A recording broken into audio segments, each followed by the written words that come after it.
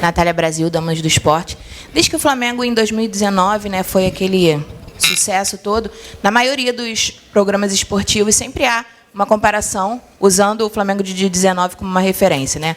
Foi assim com o Atlético Mineiro, Palmeiras, o próprio Botafogo passou por isso, mas hoje o seu Flamengo de 2025, pelos números, é de fato superior ao Flamengo de 2019. Você tem um saldo de gols melhor, você tem mais pontos até o último jogo da última rodada, você tinha mais saldo de gols, mais pontos nesse mesmo momento da temporada. Eu queria saber se você acha que o seu Flamengo atingiu a maturidade ou se ainda tem a evoluir. Queria que você falasse um pouquinho sobre a sua visão do time nesse momento da temporada.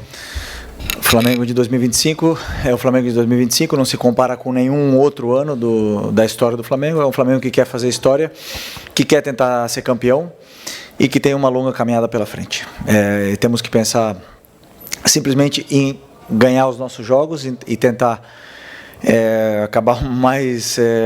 ganhar o máximo de jogos possível para tentar ficar na frente de todos os adversários para poder ser campeão. Esse é o nosso objetivo, não se comparar com outros anos, nem com outros números, tentar fazer a nossa história. Boa noite, Felipe. Boa noite. Aqui, Sidão Marinho da Litoral News. Queria que você fizesse uma análise da partida de hoje, qual o sentimento que fica após esse empate no gol de pênalti, e também sobre as alterações que você fez. O que você buscou, por exemplo, na saída do Pedro, a entrada do BH, foi porque ele estava cansado, ou uma formatação diferente para essa equipe do Flamengo? Obrigado. Não, o jogo de hoje foi um jogo onde fomos muito superiores. Tivemos muitas chances de fazer gol, um volume muito grande de jogo. Verdade que jogo muito parado, né? Muito parado muitas vezes. É o jogo tipo do jogo que eu não gosto.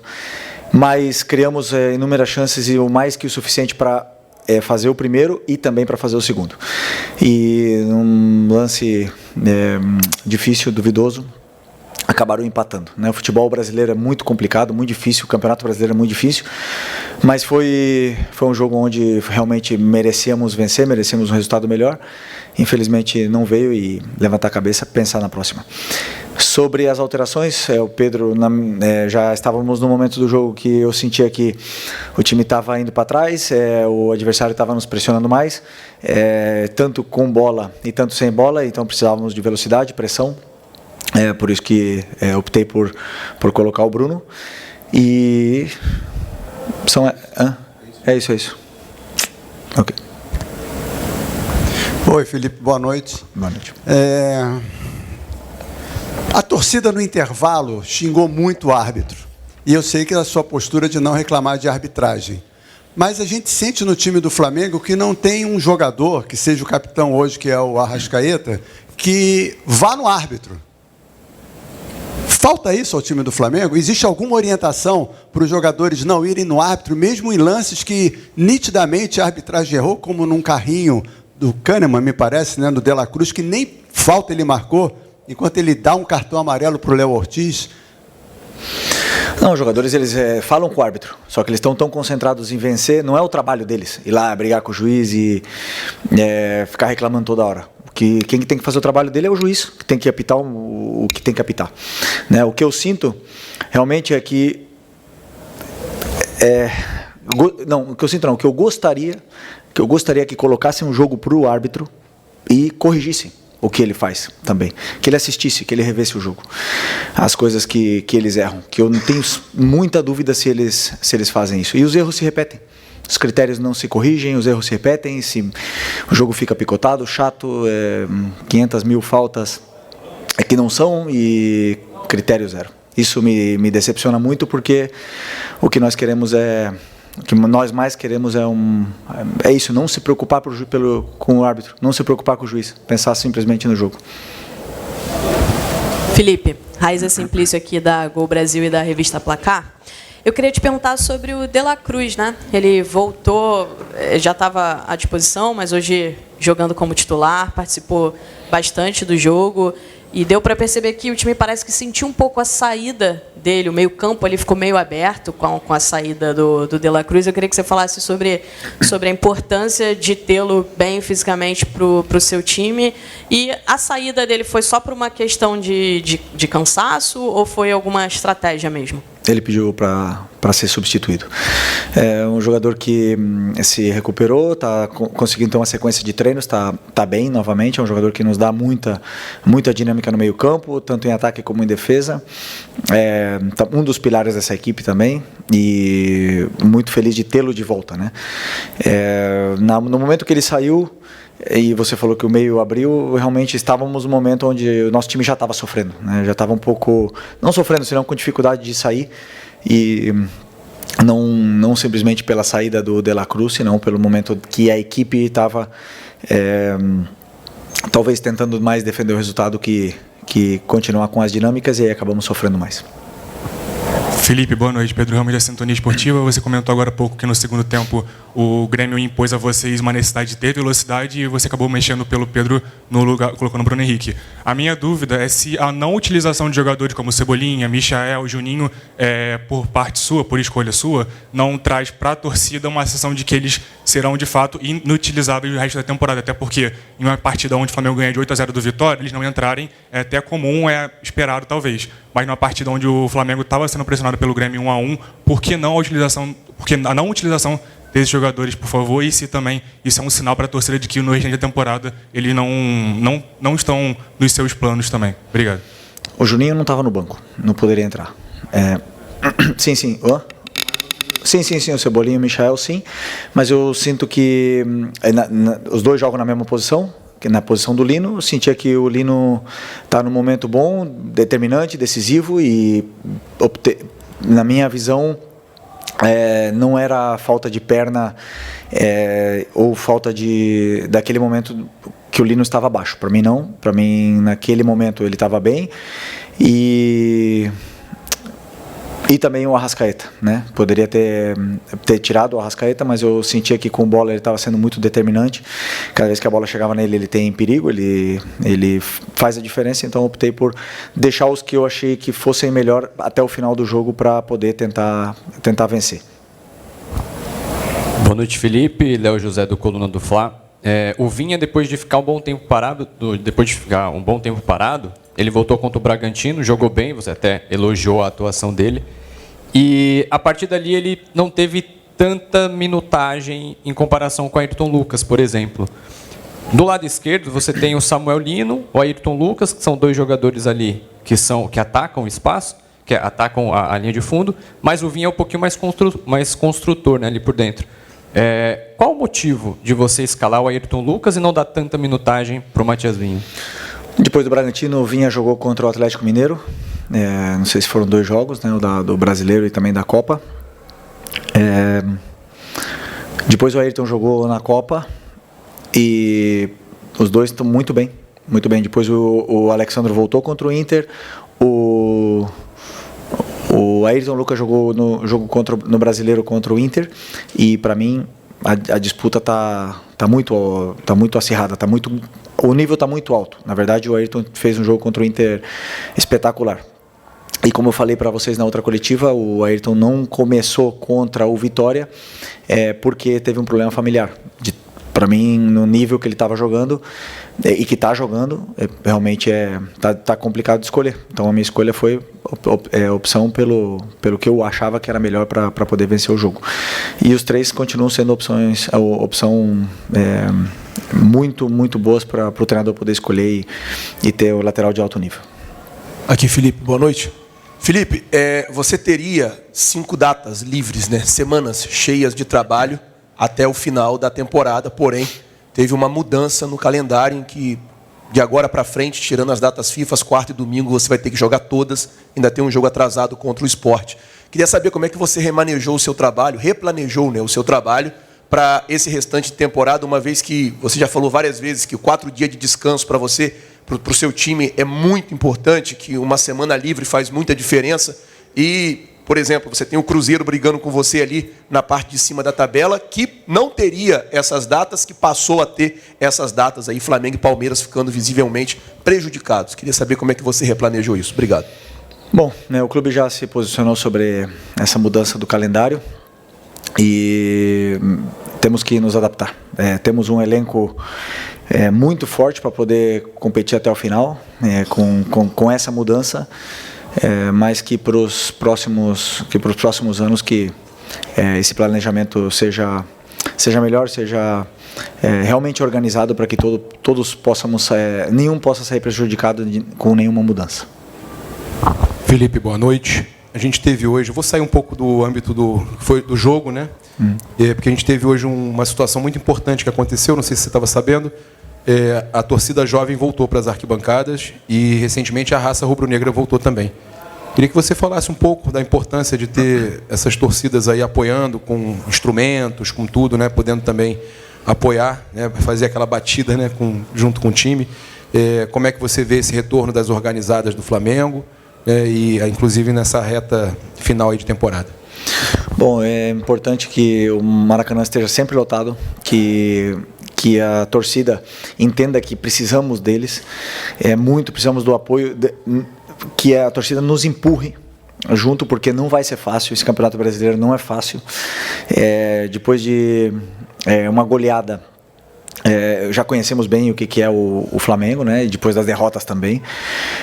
Existe uma euforia muito grande, mas é importante que o torcedor saiba que quando venha para o Maracanã, nós pedimos para que venham empurrar a equipe, né? Não simplesmente esperar outra goleada, né? Então é muito importante para mim que esses torcedores entendam isso e que venham para apoiar, porque precisamos muito da torcida até o final, que tenho certeza que eles vão fazer a diferença nessa mudança aí que aconteceu, com a volta deles.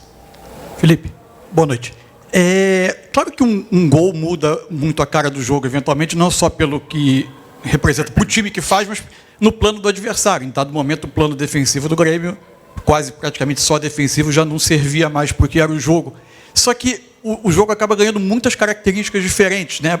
Como é se reprogramar dentro de campo para jogos diferentes que existem dentro de um jogo? Por exemplo, era o tempo todo o jogador do Flamengo provavelmente sabendo que era um jogo que ele retomava a posse de bola, enfrentava uma defesa fechada, um adversário que saía de trás mais com bola longa, saltando a pressão do Flamengo, e de repente o adversário está tentando ficar um pouco mais com a bola, com o Cristaldo, com o Pavão, com o Aravena, tentando ficar um pouco mais com a bola, e aí você precisa tentar pressionar. A sua saída de bola, que não era pressionada, de repente passa a ser pressionada desde o tiro de meta. É difícil passar de um jogo a outro dentro do jogo, e por isso você acha isso é parte do desafio naquela parte final do jogo, que o Flamengo, com a vantagem, teve um pouco mais de dificuldade para gerir o jogo? Não, eu sinto que o Grêmio, a única forma que o Grêmio tinha ou escolheu para tentar machucar a nossa equipe foi com lançamentos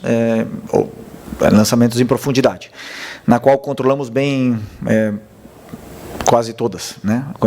Até mesmo a do pênalti do Ayrton, não ia acontecer nada. Foi uma bola que ia para trás, no pé do nosso jogador. Então, não estavam machucando. Mesmo com essas mudanças e com a forma de jogar, eu não lembro de ter um chute no gol do Rossi, assim, sinceramente. E nós com bola estávamos com mais facilidades ainda, com exceção do tiro de meta, que é verdade que eles subiram as linhas e pressionaram mais.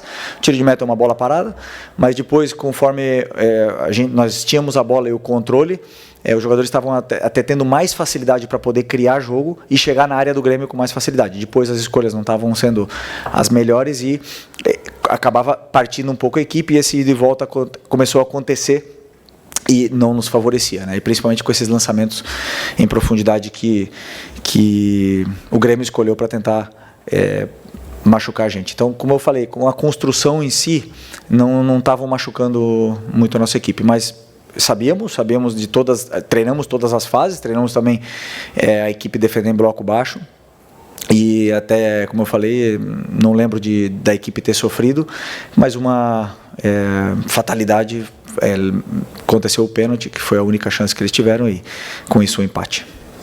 Felipe, boa noite. Eric Viana, do Mundo Bola Flamengo. Depois da goleada contra o Vitória por 8-0, você disse que mesmo numa goleada, toda a partida indica pontos que se possa melhorar e evoluir, enfim. E agora o Flamengo encerra com esse empate aí, a parte pré-data FIFA da temporada, vai ter uma pausa agora.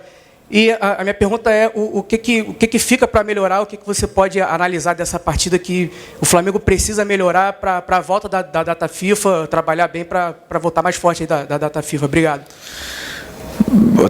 A partir de amanhã começarei a analisar o que foi o nosso jogo, analiso e aí decido os principais pontos que nossa equipe tem que evoluir.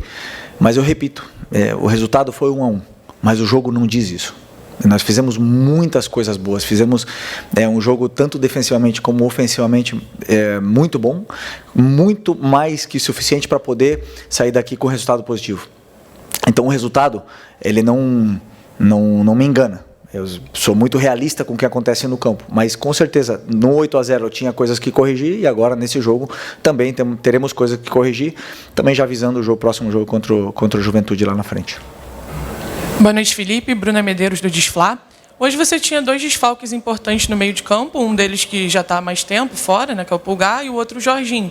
Queria saber como você não ter esses 2 jogadores afeta a sua preparação tática para uma partida, já que você é um treinador propositivo, que gosta de jogadores ali que têm essa capacidade. Como afetou o seu estilo de jogo não ter nem no banco essa opção no segundo tempo?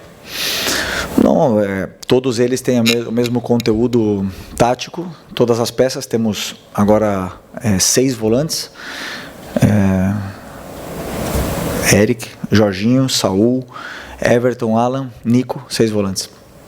Todos eles têm o mesmo conteúdo, né? Então todos eles têm características diferentes e têm formas de aplicar esse conteúdo que é passado de forma diferente. E eu escolho sempre o que eu acredito que é melhor para a equipe. Claro que eu já falei para vocês outras vezes que o Eric é um pilar e estamos todos querendo e desejando que ele volte.